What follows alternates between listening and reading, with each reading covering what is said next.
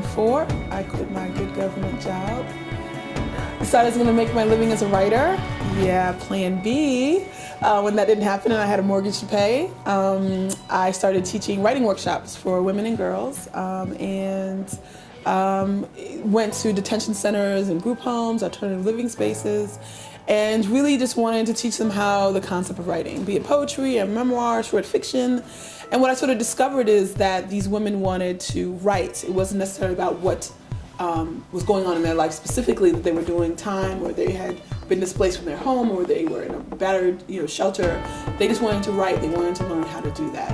And after a year of teaching these classes, I thought to myself, if I ever get some money or the opportunity, I'd love to put together an anthology. And so after a year, I went back to work and got the opportunity to apply for an artist grant, and got a grant.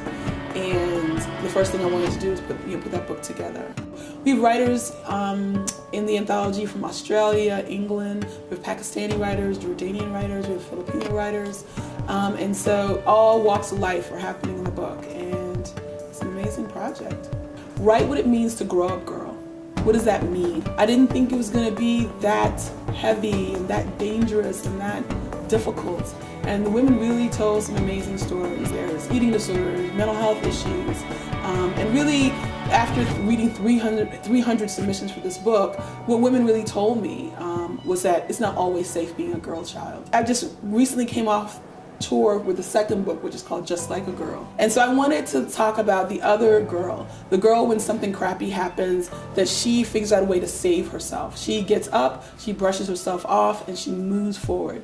And so I was concerned that women would be stuck with the first book, but they rose to the occasion. They really wrote some really funny things. They just put women as superheroes saving themselves. They talked about their relationship with Barbie and how they would redefine her, as opposed to how Barbie is sort of set the agenda for women. Barbie, by far, had the most submissions. It's tremendous, but things that you don't struggle with and other people struggle with, and that's why I like doing these projects, because you get to find out what other women are struggling with.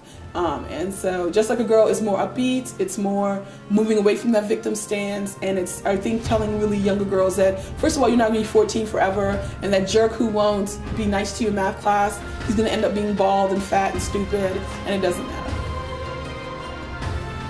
I think women recognizing that they're not that event, that they're not, like, they were victimized, but they're not victims. And I often believe that people get stuck in that because nobody gives them another personality to put on. They say, well, you are this rape victim, you are this domestic violence victim, you are this, you are bipolar, as opposed to bipolar is this thing you're suffering with. And so I think sometimes women, and especially young girls, don't have another identity to try on. And so I hope both those books tell them that, like, sometimes horrible things happen to you, but you can get through it. You can build on that. You can get help. You can find a way not to be that event for the rest of your life.